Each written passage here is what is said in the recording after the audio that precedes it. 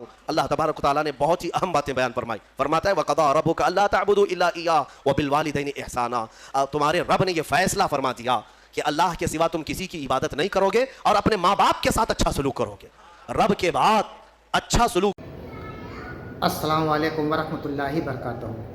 امید ہے آپ سب خیرت سے ہوں گے. میں بھی الحمدللہ اللہ کا لاکھ لاکھ شکر احسان خیرت سے ہوں. اور انشاءاللہ جس ویب ریئیکشن دینے آ رہے ہیں مفتی سلمان عاجزی صاحب کا بڑا پیارا بیان ہے دوستو, بڑا بہترین بیان ہے.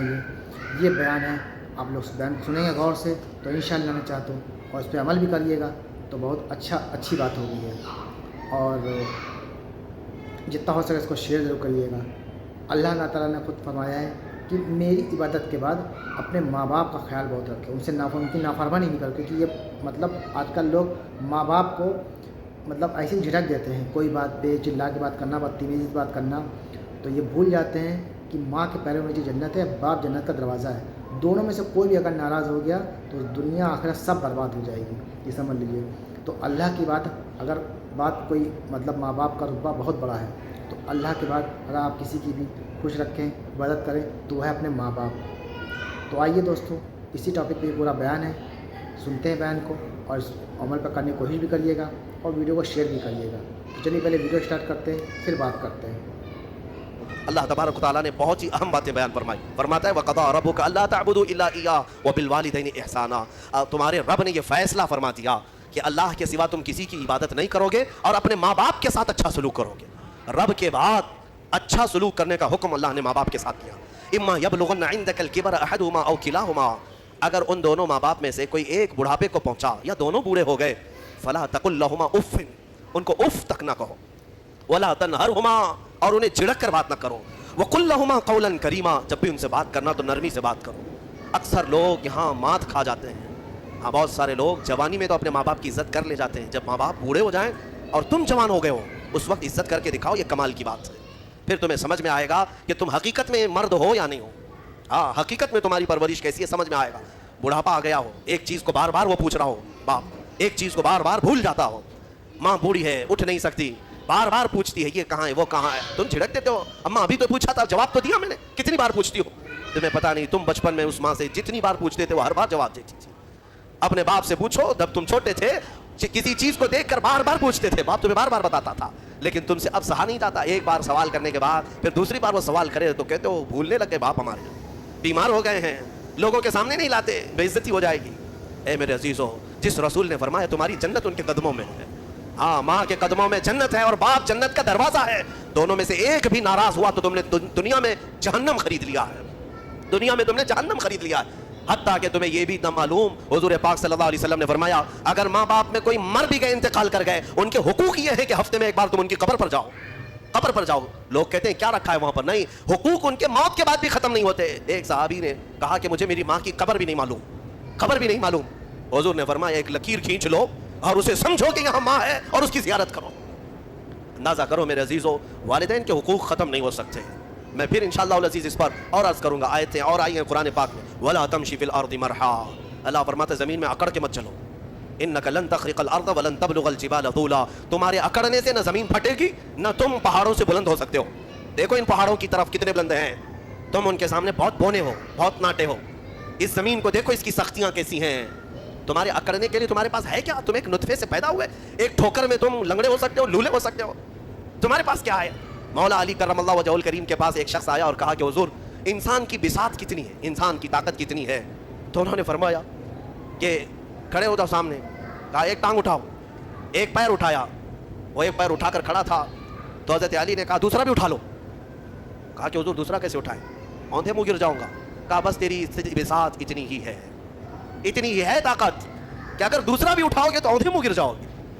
ہمارے پاس میرے عزیزو اتنی چیزیں نہیں ہیں کہ ہم پوری دنیا میں ادھر سے ادھر نظام کو بدل سکیں. غرور اور گھمنڈ جب آتا ہے انسان کو, اللہ ڈھیل دیتا ہے. ہاں, کچھ انسان ایسے ہیں جو زمینوں کی زمین فتح کر لیتے ہیں, مال بھی لے لیتے ہیں, حکومت بھی قائم کر لیتے ہیں, لیکن یہ صرف اور صرف رب کی ڈھیل کی وجہ سے. اور قرآن میں مولا فرماتا ہے ان کی طاقت ایسی ہے ان انسانوں کی کہ اگر ایک مکھی مر جائے تو اسے زندہ نہیں کر سکے گا. یہ ایک مچھر مر جائے تو تم اسے زندہ نہیں کر سکو گے. تم کتنے کمزور ہو تمہیں پتہ بھی نہیں ہے. ہاں, تمہاری دھڑکنیں جس دن رک گئی, تمہارے کروڑوں کی دولت لگا کر کے بھی تم سانسوں کو دوبارہ نہیں لا سکتے. میں نے ایک بڑی ہی عجیب و غریب بات پڑھی تھی. یہ कोरिया का गालिबन एक बहुत बड़ा अमीर जिसकी कंपनी है, मशहूर मोबाइल की कंपनी, दुनिया में सबसे ज़्यादा बिकने वाले मोबाइल की कंपनी का मालिक, जिसका हाल यह था कि वो जब चाहता हुकूमतों को बदल देता था, अपने मुल्क की हुकूमत को बदल देता, कभी प्रेसिडेंट को, कभी प्राइम मिनिस्टर को ख़त्म कर देता। इतना पैसे का मालिक था। ये अभी ज़्यादा दिन की बात नहीं, 2012-13 की बात है। अचानक उस शख्स को एक बीमारी लाहिक हुई, बिस्तर पर गिर गया, कोमा में चला गया, और उसका बेटा मौजूद है, और उसने दुनिया के महंगे तरीन डॉक्टरों को बुलाया, और पर डे 100 करोड़ का खर्च भी अगर लगे, अपने बाप को बोलने के काबिल बना दे और रोटी खाने के काबिल बना दे।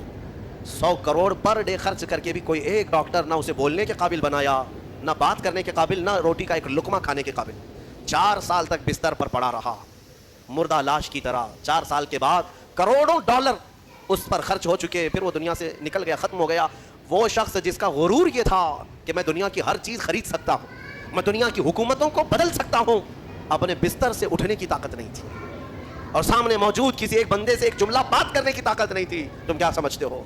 इसीलिए मेरे मौला का फरमान सुनो, ज़मीन पर अकड़ कर मत चलो। आज ये कुफ़ार और मुशरिकीन जितना हमारी ज़मीन पर अकड़ रहे हैं, एक दिन पकड़ आने वाली है, आएगी पकड़। सालिम अगर ये समझते हैं कि इनके कामों से कोई बेखबर है, सब कोई नहीं देख रहा है, अल्लाह रब्बुल इज़्ज़त हर काम से बाखबर है, देख रहा है। तुम जुल्म की इंतहा करते जाओ। गुरूर और घमंड आज नशा किसका? हुकूमत का, तख्त का।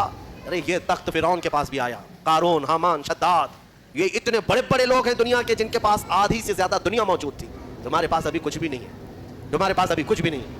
उन लोगों के पास इतना सोना था कि वो जन्नतें बनाने पर लग गए थे दुनिया में, एक ईंट सोने की, एक ईंट चांदी की रख करके महलात बना रहे थे। तुम्हारे पास अभी कुछ नहीं आया, और रब्बे ज़ुल जलाल ने उन जालिमों को मच्छरों से, पानियों से, हवाओं से हिलाक किया है। और आज ये आतंक मचाने वाले ये समझते हैं कि हम जहाँ चाहें आग लगा देंगे, हम जितनों को चाहेंगे मार देंगे। तुम अपने जुल्म के कामों को जारी रखो, इंशाअल्लाहुल अज़ीज़ वो दिन याद रखना कि हमारे बुजुर्गों ने फरमाया कि अगर तुम फिरौन हो तो मूसा भी ज़रूर आएगा, अगर तुम नमरूद हो तो मच्छर भी तुम्हारी हिलाकत के लिए आएगा। अल्लाह रब्बुल इज़्ज़त गुरूर करने वालों को दुनिया में भी सज़ा देता है, और आखिरत के मुतालिक हुक्म है कि उनको चूंटियों की तरह बनाया जाएगा, चूंटियों की तरह। और हुक्म होगा कि ऐ अहले महशर, इनको रौंदो अपने पाँव से, रौंदो अपने पाँव से, जो घमंड करते थे दुनिया में, गुरूर करते थे, और उन्हें पाँव से लोग रौंद रहे होंगे, वो छोटे छोटे हो चुके होंगे। और रब तबारक व तआला उनसे फरमाएगा ये वो लोग हैं दुनिया में जो अकड़ते थे, घमंड करते थे, गुरूर करते थे, और इन्हें ऐसा लगता था कि सारी ताकत इनके पास है। मेरे अजीज़ों, आपसे भी मैं यही कहूँगा, आजिज़ी इख्तियार करो। तवाज़ो इनकिसारी अच्छी चीज़ है, और कैसे पता चले? पढ़ करके सलाम किया करो, चाहे छोटा हो बड़ा हो। तुम्हारे दिल में किब्र ना आए, गुरूर ना आए, हर एक को अहमियत दिया करो। अच्छा कपड़े पहनने वाला हो कि तंग कपड़े पहनने वाला हो, गरीब हो कि अमीर हो, फ़कीर हो कि गनी हो, आप उसे सलाम में पहल करें, उसे मुसाफ़ा करें। हज़रत अबू बकर सिद्दीक़ रज़ी अल्लाह तआला अन्हु का हाल ये था कि कोढ़ की बीमारी वाला, कोढ़ की बीमारी जिससे लोग भागते हैं, वो भी अगर आता तो हज़रत अबू बकर सिद्दीक़ दस्तरखान पे अपने बगल में बिठाते थे और अपने बर्तन से खिलाते थे। ये नहीं है, हालांकि हदीस पाक में बचने का हुक्म दिया गया है, लेकिन सिर्फ और सिर्फ तवाज़ो इनकिसारी के तौर पर। तवाज़ो और इनकिसारी इंसान को बुलंद बनाती है। इसीलिए हकीमों ने कहा है जिस शाख में फल होते हैं वो झुकी रहती है, फल हो तो टहनी झुकी रहती है, और जिस शाख में फल नहीं है तो अकड़ी रहती है, तनी रहती है। अगर तुम्हारे अंदर अखलाक अच्छे हैं तो झुके रहोगे, और अखलाक नहीं है तो तो दोस्तों, यह था हमारा एक्शन जो आपने देखा। माँ बाप का अहम मामला क्या है?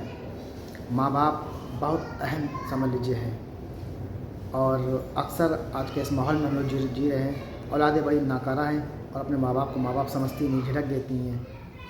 और इबादत की रही बात दोस्तों, तो हर काम आप जो करेंगे अच्छा, वो सब इबादत में आता है। आप रिज़्क़ हलाल कमाएंगे वो भी इबादत है, किसी का हक़ अदा करेंगे वो सब इबादत ही में आता है दोस्तों।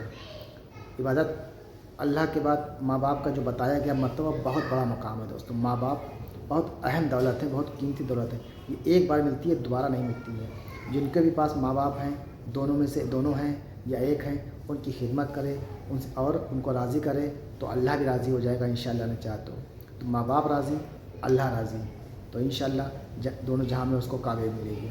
तो उम्मीद है आपको ये हमारी वीडियो अच्छी लगी होगी दोस्तों। वीडियो अच्छी लगी तो उसको शेयर करिएगा। हम आपसे मिलेंगे इंशाअल्लाह नेक्स्ट वीडियो में। तब तक के लिए अस्सलाम वालेकुम व रहमतुल्लाहि व बरकातहू।